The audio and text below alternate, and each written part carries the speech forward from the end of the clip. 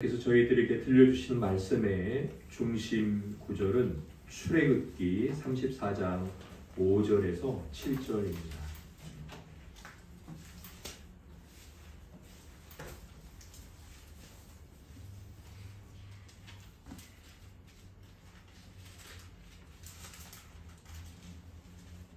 구약성경 135페이지 될 것 같습니다. 출애굽기 34장 5절에서 7절까지 우리 함께 한 목소리로 하나님의 말씀을 잘 읽으면서 우리 영원히 듣겠습니다. 시작.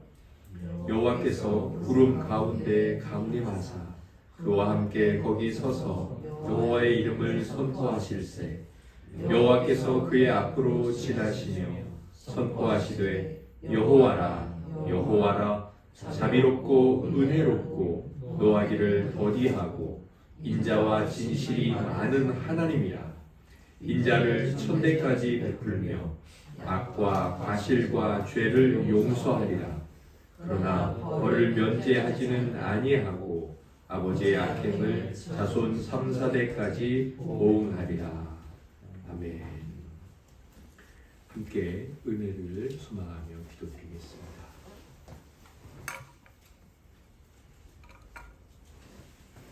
어제나 오늘이나 영원토록 변함이 없으신 진리의 삼위일체 하나님을 찬양합니다. 오늘도 택하셔서 거룩하게 하심으로 당신께 영광과 찬송이 되게 하신 자들을 부르시고 또한 그들에게 말씀으로 거룩하게 하심을 알게 하시며 성령으로 그 말씀이 역사하게 하심을 맛보게 하시는 하나님이시여 오늘 저희들이 겸손히 당신의 말씀을 듣겠사오니 당신께서는 말씀하여 주시고 그 말씀이 거룩한 영의 역사로 저희들에게 허락된 생명을 더욱 활력 있게 해 주시옵소서. 세상은 더욱 악하고 육신의 정욕대로 살아가며 악인이 서지 말아야 할 곳에 서서 그 권위를 떨치고 있으니 아멘 할렐루야. 과연 하나님의 뜻대로 되어지는 것이고 하나님의 마지막 심판을 향하여 나아가고 있는 것입니다. 그럼에도 당신께서 그때가 되기 전에도 역시 주권자요 심판자요 공의로우신 분이심을 알게 해 주시길 원합니다. 주여 당신의 뜻이 어떠하며 당신의 일이 어떠하든 당신께서 어떤 분이심을 늘 기억하며 이러한 시대를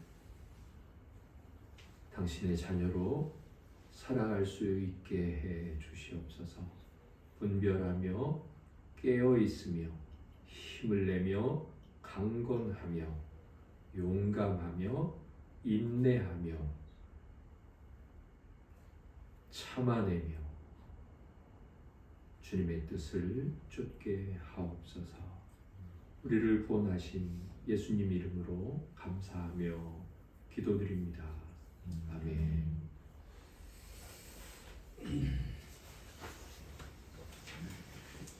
하나님께서는 진노보다 긍휼하심에로 더 기울어지신다.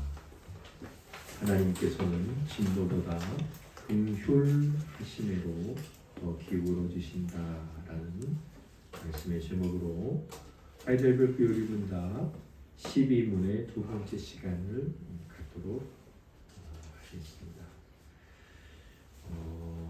하이델베르크 요리문답 12문을 우리 형제님들께서 질문을 읽으시고 자매님들께서 다 같이 질문을 읽으시고 답을 읽으시고 그렇게 마치도록 하겠습니다.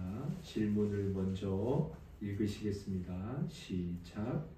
하나님의 심판으로 말미암아 우리가 이 땅에서 또한 영원토록 형벌을 받아야 마땅하다면 우리가 그 형벌을 피하고 다시 하나님의 은혜를 받을 수 없는 일은 없습니까?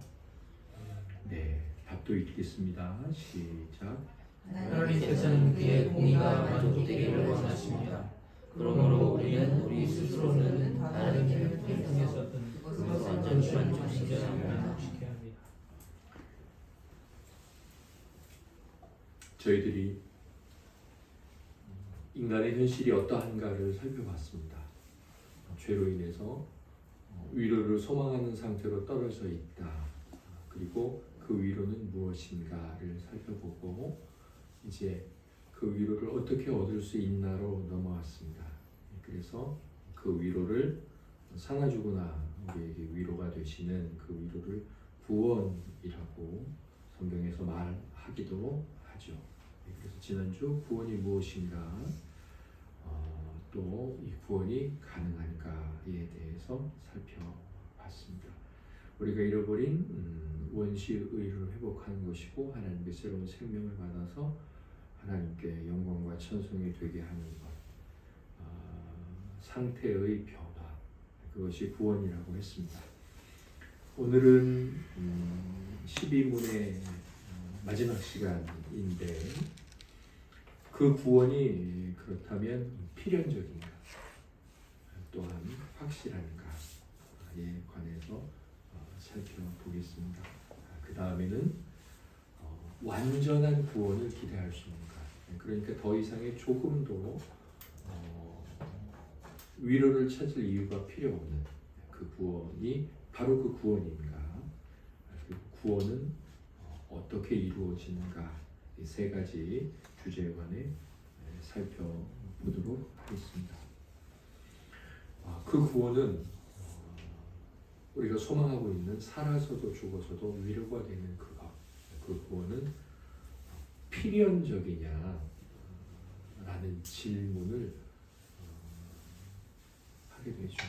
그 구원을 소망하는 자들에게 있어서 정말 그 구원이 꼭 있게 되느냐, 아니면 있을 수도 있고 없을 수도 있느냐, 이런 고민이 있을 수 있습니다. 그러니까 구원에 대한 갈망들이 이 질문들을 하게 할 수밖에 없겠죠. 필연적이라는 이 단어의 뜻을 필연, 사물의 결과나 일의 결과가 반드시 그렇게 될 수밖에 없다. 그러니까 그 구원이 과연 반드시 있을 수 있느냐, 반드시 있느냐, 그러니까 확실하냐라는 것인데, 이것과 관련해서 먼저 구원이 하나님의 의무인가를 살펴볼 수밖에 없습니다. 만약 하나님의 의무라면 반드시 있겠죠. 반드시 있을 것입니다. 또 하나님의 의무가 뭐 아니어도 있을 수는 있겠지만 하나님의 의무라면 그건 반드시 있을 테니까 기대가 되잖아요.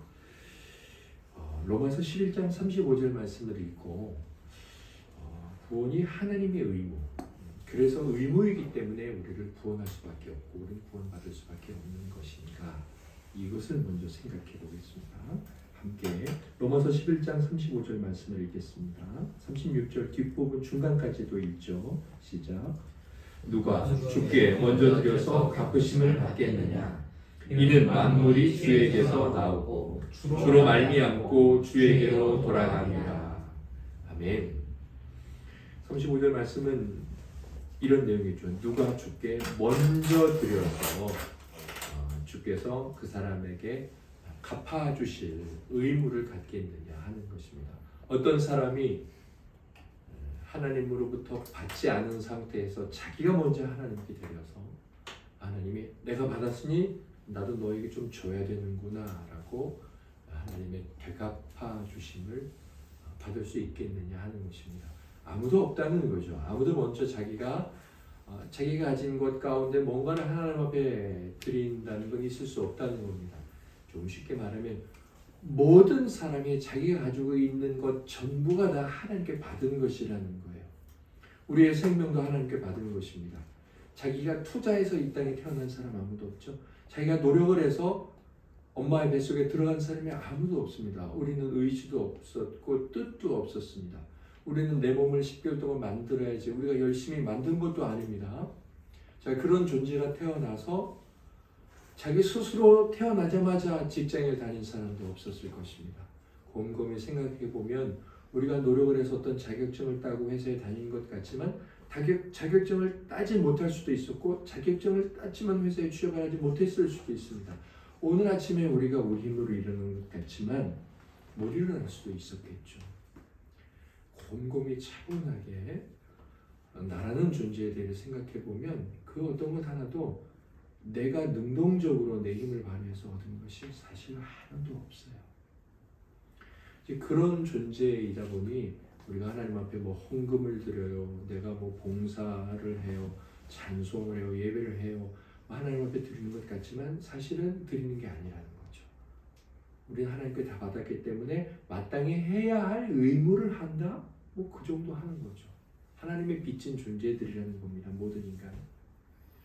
그래서 36절에 그 뒤에 이렇게 말하죠. 설명하는 거죠. 만물이 주님에게서 다 나왔고 주님 때문에 있게 된 거고 결국 주님 앞에 서게 된다. 주님 앞에 결산을 하게 된다. 이렇게 말씀하고 있습니다.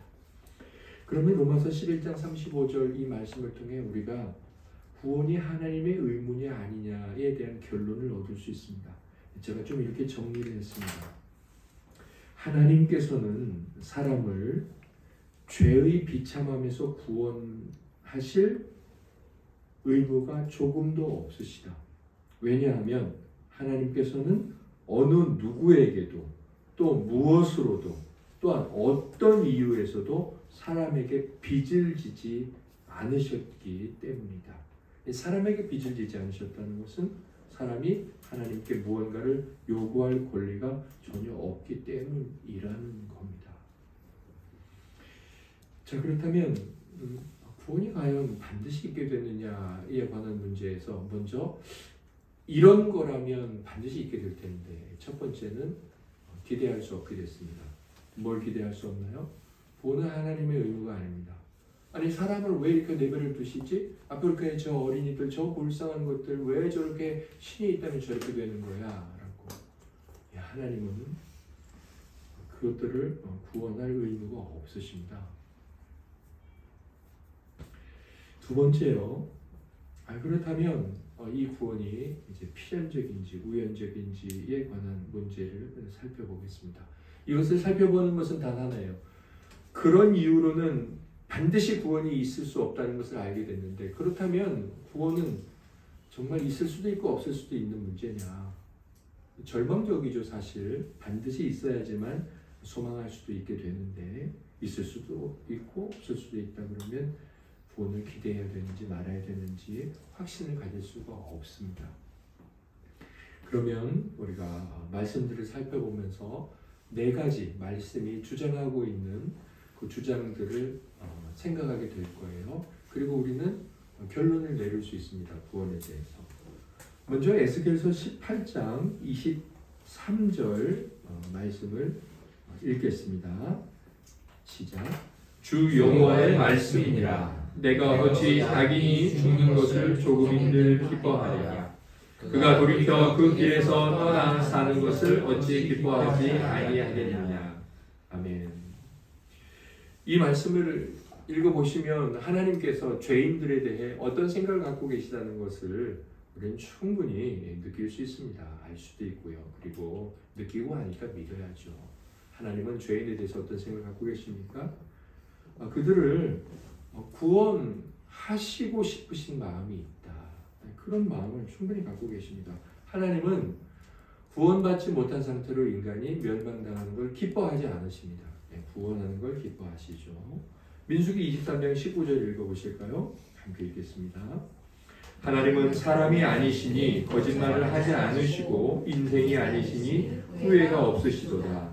어찌 그 말씀하신 말을 행하지 않으시며 하신 말씀을 실행하지 않으시랴. 아멘. 이렇게 에스겔 18장 23절에서 죄인의 구원을 결코 기뻐하지 않으시는 하나님께서 그럼 무엇을 계획하셨을까요? 그들을 구원하실 계획을 하셨겠죠. 그리고 나서 그 하나님께서 계획하신 것에 관한 말씀이에요. 19절은 뭐라고 말씀하십니까? 내가 구원을 계획한 것 거짓말 아니다 라고 말씀하십니다. 나 그거 후회하지 않는다. 왜 후회하시겠어요? 구원을 계획했는데 사람들이 계속해서 끊임없이 죄를 짓잖아요. 그래도 구원해야지 이 계획 후회하지 않으신다는 겁니다. 그 다음에 어떻게 하실까요? 말씀하시고 계획하셨으니 그 다음에는 행하시겠죠. 반드시 행하시겠다는 거예요. 이건 능력이 있으시다는 거겠죠. 에스겔 18장이나 민수기 23장을 통해 이 하나님이 직접 하신 말씀을 통해 우리는 이런 결론을 내릴 수 있어요. 첫째, 하나님께서는 인간의 구원을 자유롭게, 의무가 아니에요. 하나님이 어떤 책임이 있으셔서 그들을 구원해야지, 그게 절대로 아닙니다. 그분의 자유로운 의지를 가지고, 그리고 어떻게 불변하도록 변함이 없이 후회하지 않으십니다. 예, 하나님이 신자를 구원해 놓고 내가 이 사람 괜히 구했다 그런 후회를 하시느냐? 전혀 조금도 0.0001도 후회하지 않으십니다. 이것이 하나님의 은혜고 하나님의 사랑이에요. 예, 불변하지 않도록 작정하셨고 또한 제시하셨습니다. 그분이 마음에 있는 것들 작정하시는 걸 그냥 작정만 하셨다면 우리가 아닐 수도 있는데 이렇게 생각할 수도 있지 않습니까? 그러나 그분은 제시까지 하셨습니다. 이제 이런 내용들은 좀 뒤에 가면서 우리가 자세히 알아갈게요. 자, 일단 이 한 가지를 알았습니다. 구원이 반드시 있느냐 이 문제. 이 한 가지로도 어느 정도 예측할 수 있지만 그 다음 말씀을 통해 또 다른 구원의 필연성 혹은 우연성에 관해 얻을 결론이 있습니다. 에베소서 1장 6절을 읽으실 텐데요. 제가 일부러 5절을 뒤에다 갖다 놓았습니다. 먼저 6절을 읽겠습니다. 시작. 이는 그가 사랑하시는 자 안에서 우리에게 거저 주시는 바 그의 은혜의 영광을 찬송하게 하려는 것이라. 아멘. 하나님께서 우리에게 찬송하게 하려고 그러셨대요. 뭘 거저 주셨대요. 예, 우리에게 찬송하게 하시려고. 우리가 한 달 동안 열심히 일하고 월급 받으면 회사에 감사한가요? 감사하지 않을 수도 있죠. 내가 이러고 받은 거니까. 그런데 그냥 저는 감사하더라고요. 그래서 제가 급여를 5일날 받아요. 제 통장에 들어옵니다. 그럼 제가 집에 와서 원장님께 개인톡을 보내드려요. 원장님 감사합니다. 제가 이제 첫 달부터 그렇게 해왔어요. 제가 나가서 자비랑 사역을 하는 것이나 제가 이곳에서 말씀을 전하고 성도님들을 어떤 방법으로든 섬겨드리는 것은 저에게는 일의 종류는 다르고 일의 환경은 다르지만 그 일을 시키시는 분은 같기 때문에 하나님의 뜻 안에서 내가 어떻게 해야 할까.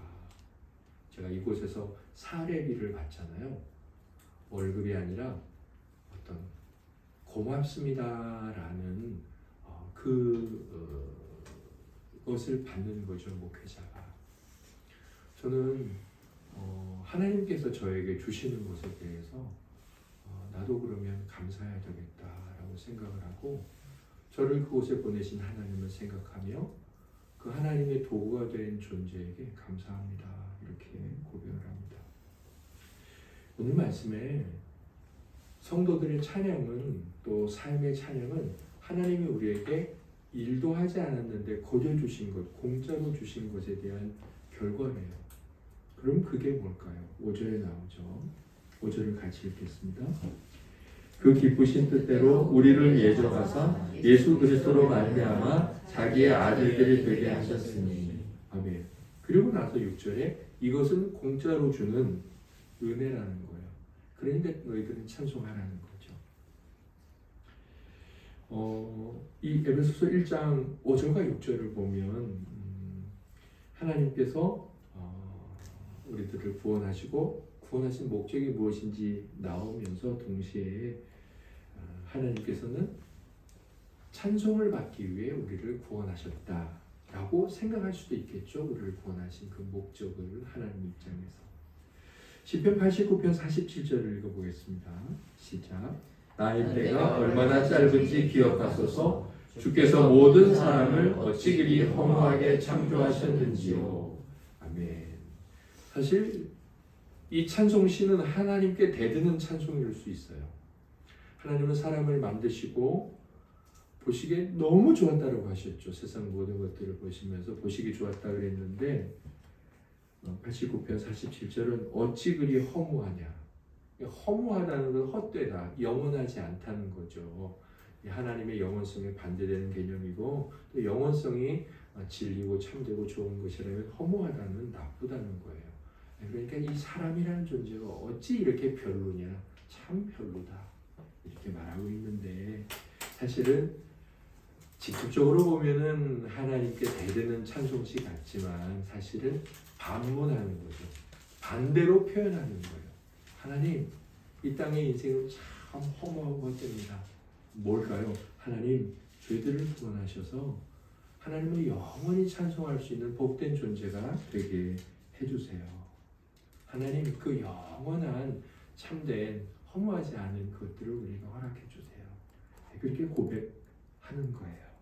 이제 쭉 읽어보면 그렇게 흘러가고 있구나. 89편을 보면 알 수 있습니다.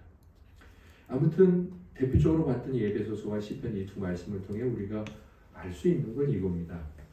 하나님께서는 사람에게서 찬송과 영광을 받으시기를 바라세요. 그런데 어떤 상태로 받기를 원하시냐면 영원토록. 우리가 이 땅에서 하나님 구원해 주세요 오늘 이렇게 나와 찬송하는 것, 이것도 받기를 원하십니다. 그러나 여기에 그치지 않고 영원히 찬송받기를 원하십니다. 그런데 영원히 찬송 받으시려면 우리를 어떻게 하셔야 될까요? 구원하셔야 되죠. 지옥에서는 찬송할 수 없죠. 영원히 찬송받기 위해 우리를 구원하셔야 되겠죠. 이런 하나님의 구원의 목적과 관련해 살펴볼 때 구원의 필연성이나 우연성에 대해 우리는 확실한 결론을 내릴 수 있습니다. 세 번째, 또 다른 곳에 복되신 말씀을 통해 우리는 구원이 반드시 있는 것인지 알 수 있는데요. 요한복음 6장 38절 39절 말씀을 읽고 아멘하겠습니다. 시작. 내가 하늘에서 내려온 것은 내 뜻을 행하려 함이 아니요 나를 보내신 이의 뜻을 행하려 함이니라. 나를 보내신 이의 뜻은 내게 주신 자 중에 하나도 잃어버리지 아니하고 마지막 날에 다시 살리는 이것이니라. 아멘. 네, 말씀의 내용은 간단하죠. 주 예수 그리스도께서는 스스로 오신 것이 아니라 하나님의 뜻을 이루기 위해서 오셨고, 그리고 그 뜻은 단 한 사람도 예수님께서 오신 이후로 얼마나 많은 사람이 살았을까요? 수십억, 수백억, 그리고 그 전에는 또 얼마나 많은 사람들이 살았을까요? 그런데 그 중에 단 하나도, 저와 여러분들은 한 사람 한 사람 하나님 앞에 다 기억되어 있습니다. 우리들을 구원하시기 위해 오셨다는 거죠. 로마서 4장 25절도 같은 말씀인데요. 같이 읽고 아멘하겠습니다. 예수는 우리가 범죄한 것 때문에 내중이 되고 또한 우리를 의롭다 하시기 위하여 살아나셨느니라. 아멘. 이 말씀은 앞에서 읽었던 요한복음 6장 39절에 관한 자세한 설명 말씀이죠. 어떻게 주님께서 하나도 하나님이 구원하기로 뜻하신 영혼들을 잃어버리지 않게 하셨어요? 어떻게 하셨어요? 그 방법이 뭐냐면 로마서 4장 25절에 우리의 죄 때문에 당신은 십자가에 내주셨죠. 죽음에. 그리고 우리를 의롭다 하시기 위해서 부활하셨죠. 갈라디아서 2장 21절 말씀은 지금까지 우리가 읽었던 이 두 책의 말씀이 얼마나 확실한지에 관한 그 확실성에 관한 말씀입니다. 함께 읽겠습니다. 내가 하나님의 은혜를 패하지 아니하노니 만일 의롭게 되는 것이 율법으로 말미암으면 그리스도께서 헛되이 죽으셨느니라. 아멘.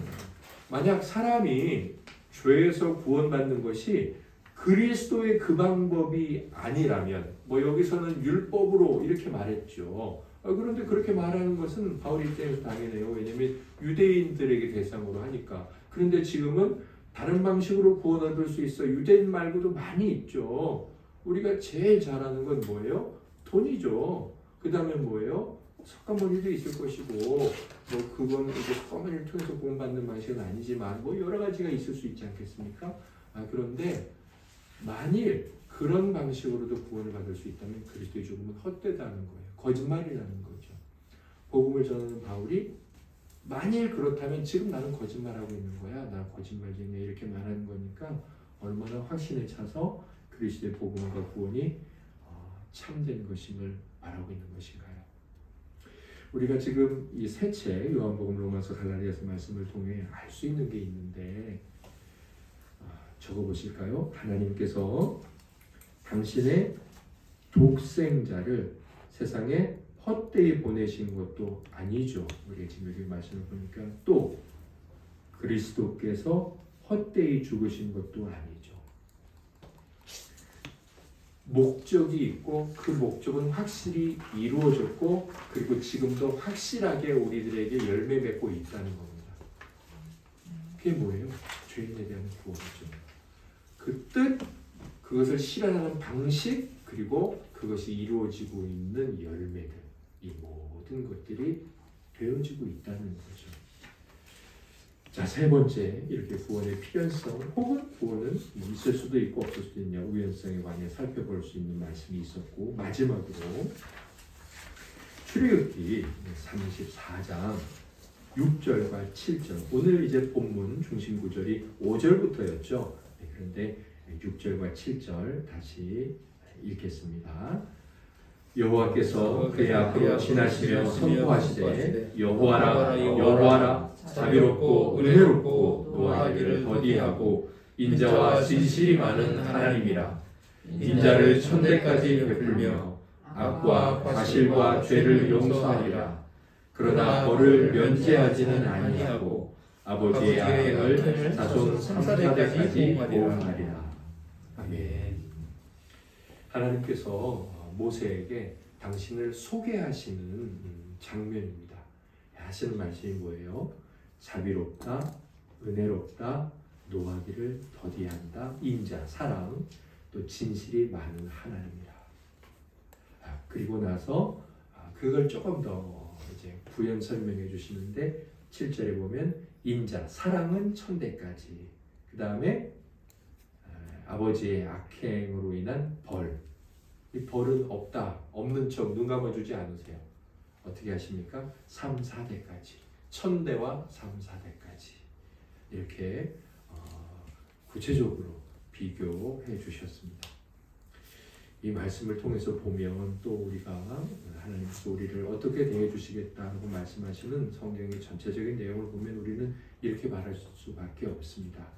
네 번째, 하나님께서는 진노보다는 긍휼하심에로 더 기울어지신다.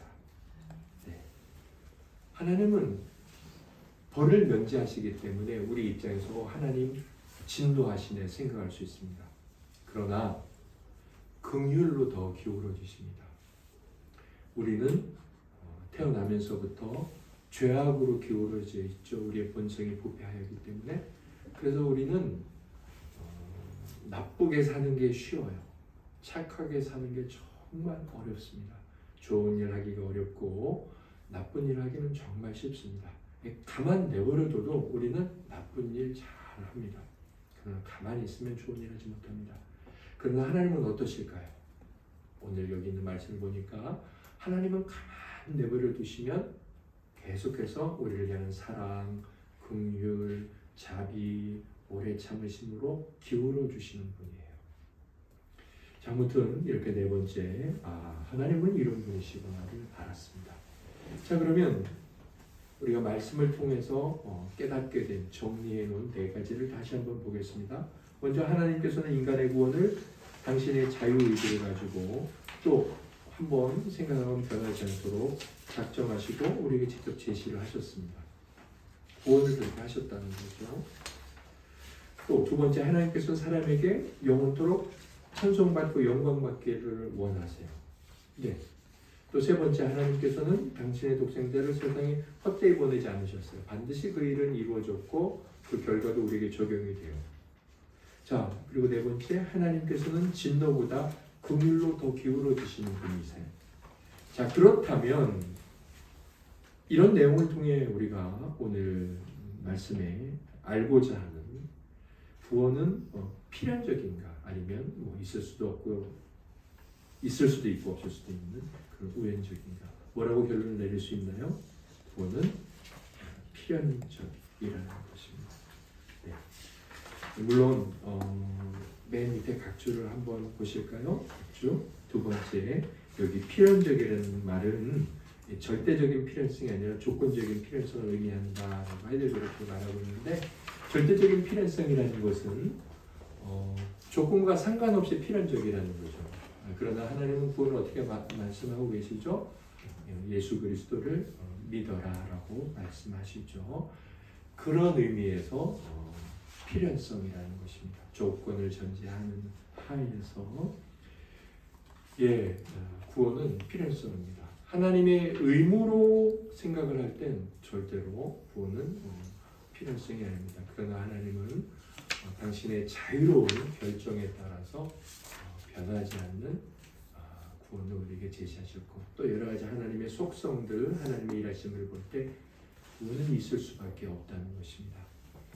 그래서 우리가 살아가면서요, 이런 말들은 굉장히 하나님을 멸시하는 말입니다. 사람은 태어나서 살다가 죽고 그게 끝이야.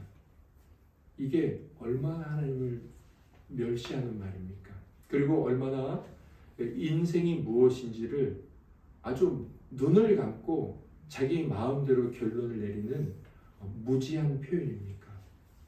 우리는 성경을 통해서 인간은 살다가 사라지는 존재가 아니에요. 죽으면 끝나지. 이 자살의 문제를 어떻게 해결할 수 있을까요? 여러 가지 문제로 해결할 수 있고, 그런 기사에는 댓글을 안 달게 하고, 나라에서 정책적으로 비상 전화를 만들고 하는 일들을 할 필요가 있습니다. 그러나 궁극적으로 하나님의 뜻을 사랑하고 하나님을 공경하는 목회자가 진실되게 가장 메인, 국민들이 가장 많이 보는 시간대 프로그램을 계속해서 일정하게 하나님께서 우리를 구원할 방식과 방법과 계획을 작정하셨다는 것을 알려주고 가르쳐주는 것입니다. 네, 그것만이 가장 근본적이고 참되고, 그리고 흔들림 없는, 어떤 반론의 여지가 없는 자살 예방에 대한 방법입니다. 우리가 오늘 이 공부를 하면서 이게 1500년 아니 1600년에 만들어진 참으로 오래된 그런 고리타분한 하나님의 말씀에 대한 가르침이다 라고 생각을 하신다면, 우리가 하나님의 말씀을 아는 게 부족하기보다 하나님의 말씀을 삶에 적용하는 그 적용의 방식이 좀 부족한 거예요. 우리가 지금 이 세상에서 일어나고 있는 이 일의 문제의 그 해결 방법들을 찾기 위해서 이 정도까지 내려갈 수도 있지만, 조금 더 내려가면 조금 더 폭넓게 해결이 돼요. 더 깊게 내려간다면 더 넓게 해결이 되고요. 우리가 이런 하나님의 말씀 앞에서 이 세상 삶 가운데 얼마나 이 말씀을 버리고 살아가는 자들의 삶이 황폐하고, 과연 말씀 그대로 위로를 받지 못하고, 사나 죽으나 위로를 받지 못하고 그들이 깊은 절망 가운데 살고 있고, 그게 지금 이 모습인지 알 수 있다는 겁니다. 아무튼 구원은 필연적입니다. 얼마나 우리에게 소망입니까? 이제 절망하지 않아도 됩니다. 네 번째, 구원에 관해서 우리가 살펴볼 주제는요, 완전한 구원을 기대할 수 있는가 하는 것입니다. 완전한 구원을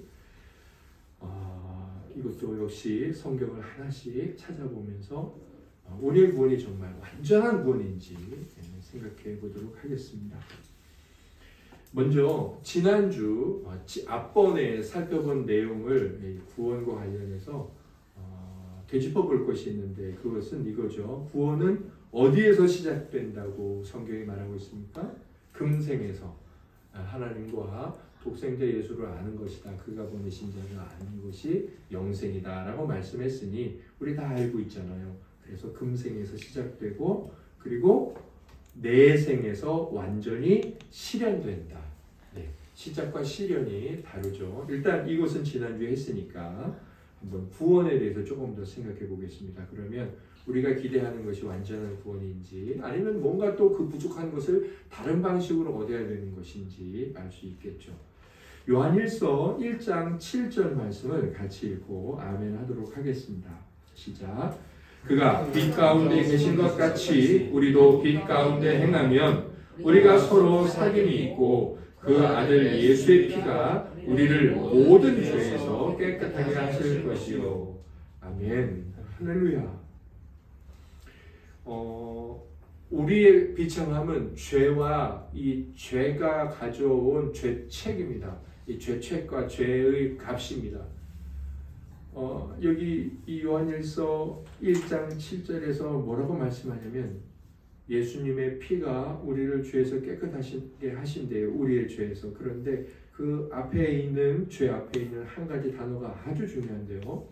우리의 모든 죄에서 모든입니다. 그리스도의 피는 저와 여러분의 모든 죄에서 깨끗하게 합니다. 그러면 우리는 이 말씀을 믿었다면 당연히 이것을 믿어야 되는데 그건 무엇이냐면 죄가 가져온 고통에서도 우리를 깨끗하게 할 것이라는 거예요. 비참함은 두 가지라고 말할 수 있죠. 죄와 죄의 결과. 그런데 죄를 깨끗하게 했으니 원인도 사라졌으니 결과도 사라지겠죠. 네, 우리를 모든 일로부터 구원하신다는 겁니다. 요한일서 1장 7절을 보면 우리가 기대하는 구원, 하나님이 약속하신 구원은 완전한 구원이구나 라고 생각할 수 있습니다.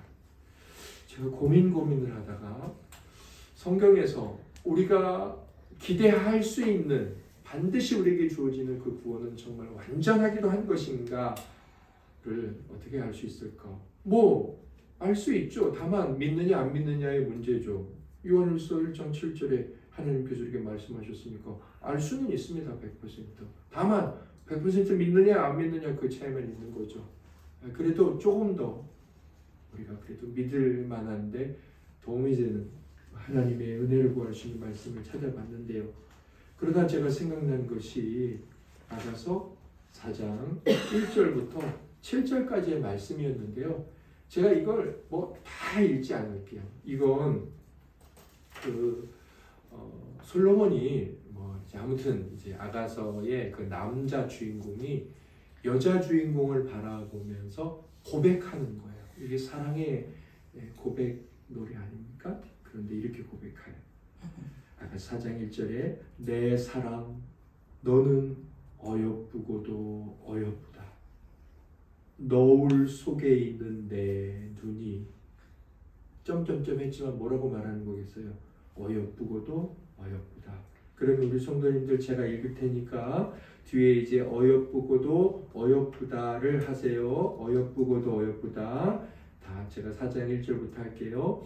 내 사랑 너는 어여쁘고도 어여쁘다. 너울 속에 있는 내 눈이 어여쁘고도 어여쁘다. 내 머리털은 어여쁘고도 어여쁘다. 내 이는 어여쁘고도 어여쁘다. 내 입술은 어여쁘고도 어여쁘다. 내 입은 어여쁘고도 어여쁘다. 너울 속에 내 뺨은 어여쁘고도 어여쁘다. 내 목은 어여쁘고도 어여쁘다. 네, 그러고서요 6절에도 또 있어요.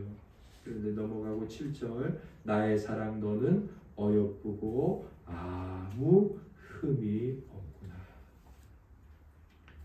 완전히 푹 빠진 거죠. 근데 이 남자가 자매에게 완전히 푹 빠졌습니다.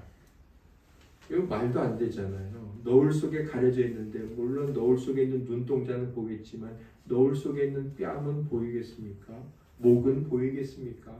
이 표현을 막 해요. 그 기둥 같다고.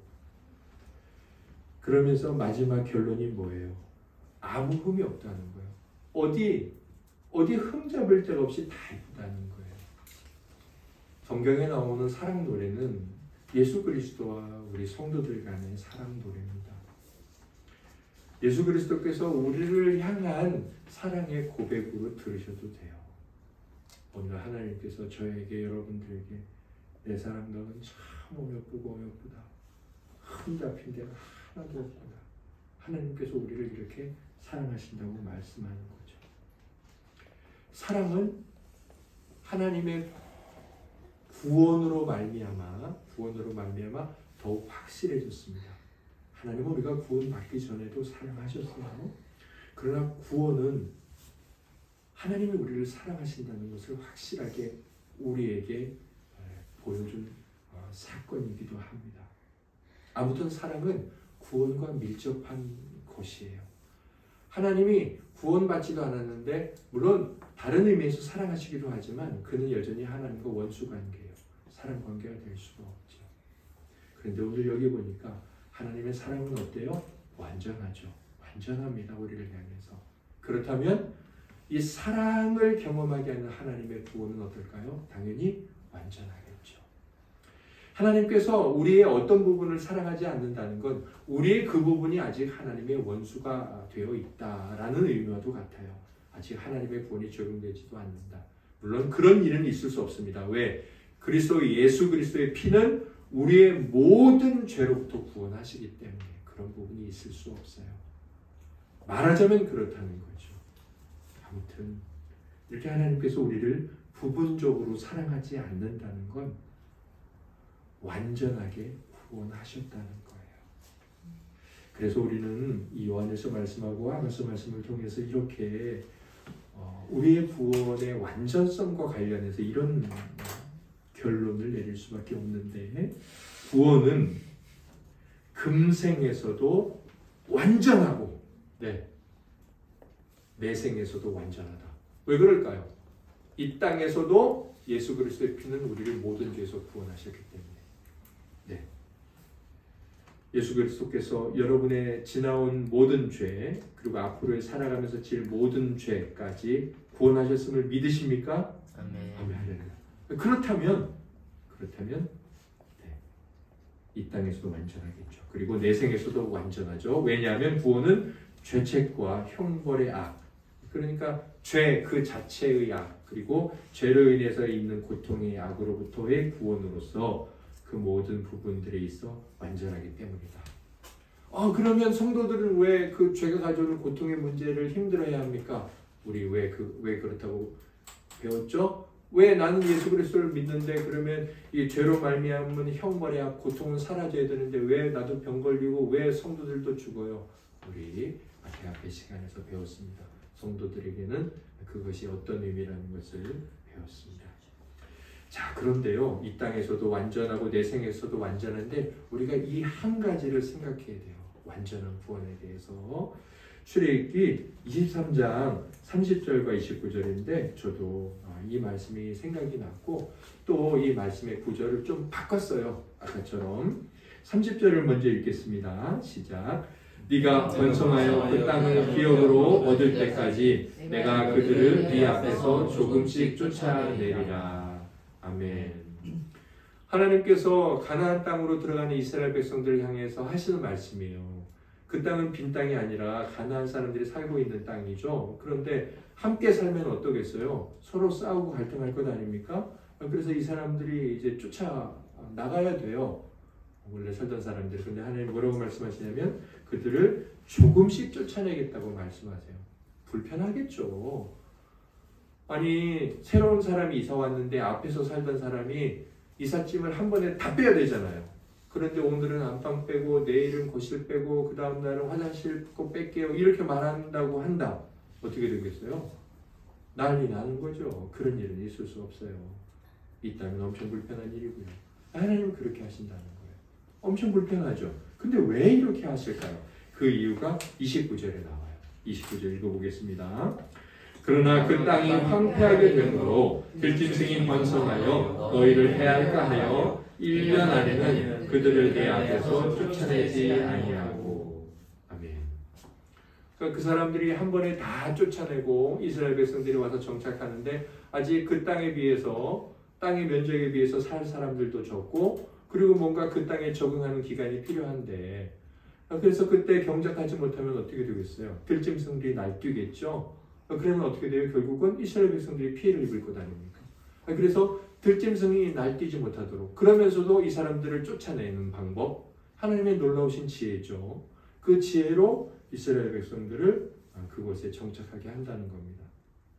저는요, 이 말씀을 보면서 우리가 구원이 완전하지만 금생에서도 완전해요. 지금도. 그렇지만 이제 내 생에서 완전히 실현될 그 구원에서 어떤 생각을 가져야 되느냐, 이렇게 생각하셔야 됩니다. 구원은 점진적으로 완성될 것이다. 점진적으로 완성될 것이다. 자, 지금도 완전해요. 나중에도 완전해요. 그러나 완성은 점진적으로 될 것입니다. 제가 이것을 어떻게 우리 성도님들에게 표현할까 하다가 하나님께서 마음에 깨닫게 하신 것이 있는데, 제가 그래서 일부러 이것도 조금 칸을 비워놨어요. 제가 읽어드릴게요. 젖먹이도 완전한 사람이다. 그러나 여러 의미로 볼 때 완성된 사람은 아니다. 자, 이게 구원이 점진적으로 이루어진다는 건데 좀 마음에 와 닿으시나요? 젖먹이 완전한 사람이죠? 젖먹이와 저를 한번 비교해 보세요. 제게 있는 거 다 있습니다. 눈 있고요, 코 있고요, 뇌 있고요, 내장기관 다 있고요, 손가락 10개, 발가락 10개, 젖먹이도 똑같이 다 있습니다. 젖먹이 누가 사람 취급 안 하던가요? 너는 젖먹이고 나는 어른이니까 너는 저기 돼지우리로 들어가라. 젖바는 애기한테 그러는 사람이 있습니까? 절대로 없습니다. 사람 취급해 주는데 더 진짜로 사람처럼 애기 다루죠. 예, 젖먹이도 완전한 사람이죠. 그러나 여러 의미로 봐보세요. 완성된 사람은 아니에요. 그렇죠? 예, 스스로 걸을 수도 없어요. 스스로 어떤 일을 할 수도 없어요. 무언가를 계획할 수도 없어요. 완성된 사람은 아니에요. 저는 하나님께서 저희들에게 주신 구원이 완전하다고 믿습니다. 그러나 그것은 마치 사람의 일인 것처럼 서서히 우리들에게서 점진적으로 완성될 것입니다. 이 완전함과 완성되어감을 구별하면서 하나님께서 하신 말씀들을 믿을 때 우리는 완전한 구원을 기대할 수 있습니다. 구원이 완전하지 않다면 우리는 더 노력해야 돼요. 구원이 완전하지 않다면 우리는 하나님 앞에서 여전히 두려울 수밖에 없습니다. 하나님을 경외하지 못해요. 우리는 하나님을 두려워할 수밖에 없습니다. 뭔가 더 해야 되고요. 뭔가 더 공로를 쌓아야 됩니다. 그것은 기독교가 아닙니다. 그것은 복음이 아니에요. 그건 복된 소식이 아닙니다. 슬픈 소식이지. 자, 마지막으로 구원과 관련해 구원이 어떻게 이루어지는지, 사실 이 문제는요, 이제 지나온 모든 것을 알았기 때문에 우리가 더 살펴볼 필요가 없습니다. 그러나 이제 구원에 관해서 한 번 더 전반적으로 결론을 내리고 이제 다음 요리문답으로 넘어가는 거죠. 구원이라는 게 어떻게 이루어지냐면요, 두 가지예요. 먼저 보상을 해야 돼요. 자기 잘못했잖아요. 보상해야 됩니다. 자, 먼저 죄에 대한 완전하고도 충족한 보상을 통해 이루어집니다. 물론 이제 이것만 있으면 안 돼요. 근데 첫째로 중요한 게 잘못했잖아요. 어떻게 돼요? 갚아야 돼요, 돈으로. 자, 그런데요, 생각해 보세요. 하나님 앞에 잘못하는 것입니다. 자, 그럼 어떨까요? 죄로 인해 부과되는 형벌이 영원한 형벌이잖아요. 우리가 잘못한 것은 영원한 분을 대상으로 한 잘못이잖아요. 싸구려 중고차 받은 거하고 비싼 외제차하고 받은 거하고 그 대상이 다르기 때문에 갚아야 될 벌값도 다른 것처럼요.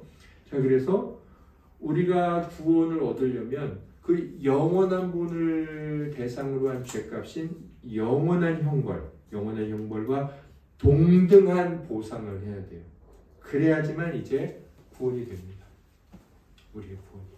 자, 두 번째, 이것만 필요하면 안 되고요. 두 번째, 뭐가 필요하냐면 이제는 죄를 제거하고 우리의 본성을 새롭게 해야 돼요. 왜냐하면 이제 보상은 했어. 보상은 해서 안 받아줄 수도 있잖아요. 나 보상 안 받을래. 그러실 수 있잖아요. 그때 보상을 받아주셨어. 그럼 보상을 받아주신 분에게 또다시 잘못한다면 받아주신 분에게 감사하지 않는 거잖아요. 보상을 받아주신 분에게 감사해야 되잖아요. 그럼 감사는 뭐냐? 다시 그 죄를 짓지 않는 거예요. 그런데 우리의 본성이 변하지 않으면 죄를 다시 짓지 않을 수 있을까요? 없어요. 다시 죄를 짓지 않는 방법은 다시 태어나는 것밖에 없다고요. 그래서 죄를 제거하고 우리의 본성을 새롭게 할 때 구원이 이루어집니다. 두 가지. 보상을 해야 되고요. 그 다음에 본성이 새로워져야 돼요. 그래야만 잃어버린 상태에 있는 의와 하나님의 형상을 그렇게 해서 우리 속에 회복시킴으로써 그러니까 우리의 본성을 완전히 중생케 함으로써 이루어집니다. 그래야만 또다시 하나님 또 잘못했는데요. 다시 제가 또 갚을게요. 이런 말을 하지 않게 되고 하나님께서 용서해 주시고 우리를 구원해 주신 것에 대해서 감사할 수 있게 되는 상태가 됩니다. 예, 그래서 구원은 어떻게 이루어지는가 이 다섯 번째 문제는 사실 이 문제를 우리가 이야기함으로 우리에게 베풀어진 이 구원이 얼마나 감사한 것인가를 생각하게 하는 일이 아닐까 싶습니다. 오늘 이렇게 하늘베르크 요리문답에 관한 내용은 마쳤고요. 오늘 내용을 통해서 저는 이제 어제 그제 묵상했던 내용이기도 한데 이 내용을 가지고 저도 다시 도전을 받고 우리 형제자매님들께서 다시 도전을 받으시기를 원하는 마음으로 마지막 도전의 말씀을 준비했는데 무엇을 그리고 누구를 주목하는가 하는 것입니다. 제가 김홍 전 목사님이라고 사실 이분이 얼마나 대단한 분이시냐면 교회사 중에 위대한 인물 10명을 꼽으라 그러면 뭐 바울 사도부터 시작한다면 바울 그 다음에 어거스틴, 칼빈, 루터 들어가죠. 근데 그 교회사의 위대한 인물 전 세계를 통틀어서 2000년 동안 우리나라에서도 한 분을 넣을 수 있다 이렇게까지 말씀을 하시는 분인데 그분이 바로 김홍전 목사님이에요. 이분은 이승만 대통령 때 대사도 하셨고요, 목사님도 하셨고요, 일본에서 강의도 하셨고요, 또 우리나라 최초의 교향곡을 지으신 분이에요. 너무 대단하신 분이에요. 이분이 세우신 교회가 성약교회인데 아직도 있습니다. 이 목사님께서 쓰신 책이 있는데 제가 그 책을 이제 읽었어요. 책 제목이 얇아요. 듣지 아니하시는 기도. 정말 이거는 우리 성도님들이 다 읽으셨으면 좋겠다. 듣지 아니하시는 기도 중에 나오는 내용인데 참 은혜가 됐습니다. 그 책에 이제 김홍전 목사님이 예로 알레이 토레이라는 목사님이 계시거든요. 근데 미국의 목사님이에요. 이 19세기 목사님이시죠. 한 100여 년 전에. 이 목사님에게 한 여자 성도님이 찾아오신 거예요. 목사님, 아니 제가 교회 안 다니는 내 남편 신랑을 위해서 15년을 기도를 했어요. 아니 그런데 아직까지도 하나님은 응답하시지 않습니다. 아니 목사님이 하나님의 뜻대로 간구하면 기도 응답이 된다고 하셨는데 아니 내 남편이 예수를 믿고 하나님을 찬양하는 건 하나님의 뜻이 아닌가요? 내 남편이 예수 그리스도를 믿고 나와 화목하고 우리 자녀들에게도 그동안 살아가던 방식과 다르게 살아가고 더군다나 하나님 앞에 함께 나오고 아니 얼마나 좋은가요? 근데 왜 응답이 안 되죠? 이렇게 목사님께 여쭤봤더니 목사님께서 이렇게 말씀하셨다고 합니다. 아 그러시군요. 그게 응답이 안 됐군요. 그런데 오늘 가셔서 이렇게 기도를 드리시길 바랍니다. 라고 말씀하셨는데 뭐라고 기도하셨냐면 오 하나님 제가 회개합니다. 하나님 제가 15년 동안 내 남편이 구원 얻기를 바라면서 당신께 간구를 했습니다. 내 남편이 예수 그리스도를 믿으면 함께 교회 와서 하나님을 찬양해서 좋고 나랑 화목하게 해서 좋고 또 우리 집안 분위기도 좋고 내 자식들도 함께 좋고 하나님 좋고 그렇게 기도드리면서 나는 내 남편이 구원 얻음으로 말미암아 내가 좋아지고 내 가족이 좋아지고 내 가정이 그동안 살던 방식과 다른 삶을 살게 되는 내가 중심이 되는 기도를 드렸습니다. 하나님 이것을 회개합니다.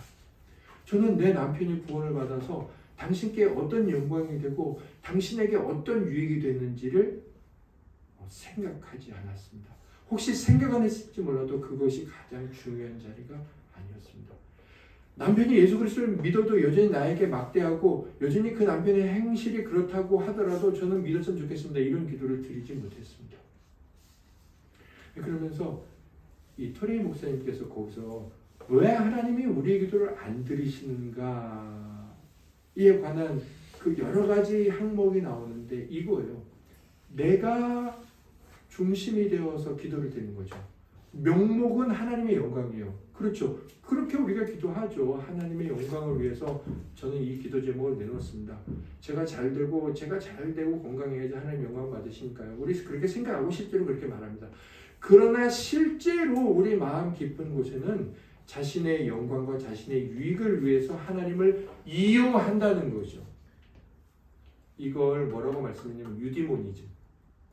이게 뭐냐면 헬라 철학자들이 그리고 지금까지 인간의 최고의 윤리, 최고의 선은 뭐냐? 행복이라는 거예요. 자기 자신의 유익이라는 거예요. 그게 가장 으뜸이에요. 내가 행복하지 않고 내가 건강하지 않고 내가 즐겁지 않고 내가 만족스럽지 않은 건 나쁜 거라는 거죠. 그러니까 무슨 짓이라도 다 할 수 있는 거예요. 사실은 이 지금 우리의 모든 행복에 뭐 공리주의 뭐 이런 것들도 이렇게 써놓으셨던데 엘리야가 하나님의 은혜로 놀라운 일을 행합니다. 3년 6개월 동안 비가 오지 않았던 땅에 엘리야가 기도를 딱 들고 나니까 하나님께서 비를 내리시죠. 아합과 이세벨 그 당시 하나님을 향해 끔찍하게 죄를 저지르고 있던 이 북이스라엘을 향해 하나님이 돌이킬 기회를 주시는 거죠. 사랑을 하시는 거예요, 여전히. 그래서 850명의 바알과 아세라 제사장들을 다 쳐 죽이죠. 그리고 나서 19장에 넘어가니까 어떤 일이 일어납니까? 이 아합 왕이 참으로 부실한 사람이죠. 자기 아내 이세벨에게 가서 이걸 다 고자질을 합니다. 그랬더니 이세벨이 뭐라고 말하죠? 내가 엘리야를 잡아 죽이겠다. 그래서 엘리야가 도망가는데 우리가 다 알지만 엘리야가 하나님 앞에 죽여주세요. 하나님 저 죽고 싶어요. 이렇게 말합니다. 고꾸라진 거죠. 그냥 말 그대로 그냥 고꾸라진 겁니다. 나 같은 놈 살아서 뭐합니까? 아니 그렇게 위대하게 신약에 와서도 예수님을 사람들이 뭐라 그래요? 예수님 물어보잖아요. 사람들이 나보고 뭐라고 하더냐? 뭐라 그래요? 사람들이 뭐라 그랬다고 그러죠? 오세야, 엘리야, 그 밖에 다른 선지자. 아니 유대인들 사이에서도 위대한 선지자 말해봐 그러면 누구 말해요? 엘리야 말해요. 얼마나 위대합니까? 자, 그리고 실제로 얼마나 위대했습니까? 바로 어제. 그런데 오늘 자기를 죽인다는 말을 딱 듣고서 어떻게 해요? 사람이 그냥 고꾸라지죠. 그냥 고꾸라져서 하나님이 그 뭐고 뭐. 자, 그런데 이 사람이 이렇게 마귀의 시험을 받았을 때 어떤 생각과 어떤 태도가 있었을까요? 우리가 그걸 알면 이것이 시험이구나 정신 차려야지 알지 않겠습니까? 성경을 읽어보겠습니다.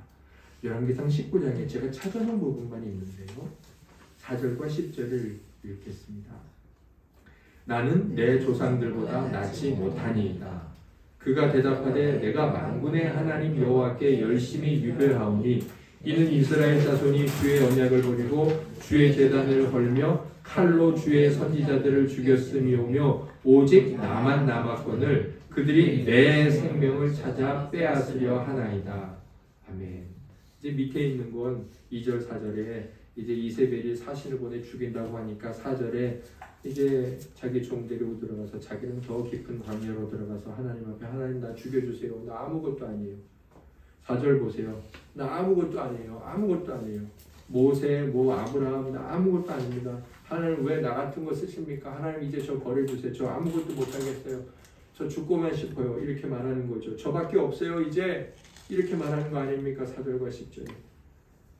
자, 왜 엘리야는 이렇게 시험에 떨어진 걸까요? 아니면 엘리야는 시험 가운데 왜 헤어나오지 못하고 이 어떤 문제 가운데 뒤섞여 있으면서 사단이 던져놓은 덫이 뭐길래 이렇게 낙심하고 절망하는 겁니까?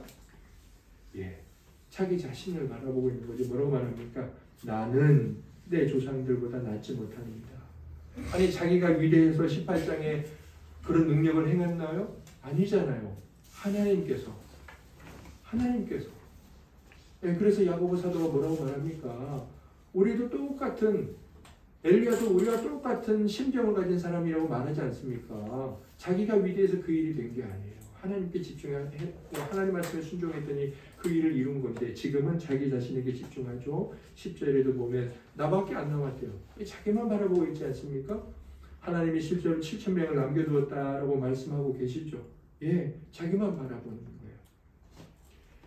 좋은 이유로든 나쁜 이유로든 자기를 바라보는 게 성도가 당하는 시험이라는 거예요. 뭐 나쁜 일로 자기를 바라보면 시험인 줄 알죠. 그런데 좋은 이유로도 성공하고 잘되고 그래서 자기를 바라봐요. 내가 다 했다. 내가 이렇게 열심히 했지. 자기도 모르게. 네, 그때 하나님 앞에서 우리가 걸려 넘어지는 거죠. 아까 말씀드렸던 김홍준 목사님의 책의 뒷부분에 보면 이런 말씀을 하십니다. 스펄전 목사님께서 우리가 아무리 위대한 일을 하고 아무리 열심히 해서 성공을 하더라도 하나님이 쓰신 면류관에 보석 하나 박을 수가 없다. 우리가 이 땅에서 뭔가를 열심히 해서 하나님께 영광을 올려드리겠습니다라고 말하지만 그럴 필요도 없고 그럴 수도 없다는 거예요. 그러니까 그렇게 교묘하게 우리 자신을 앞세우면서 우리 자신이 중심이 되어서 우리 자신을 주목하면서 하나님 앞에 살아가는 것이 우리에게 이런 엘리야가 당한 시험의 시작 내지는 시험의 내용이라는 겁니다.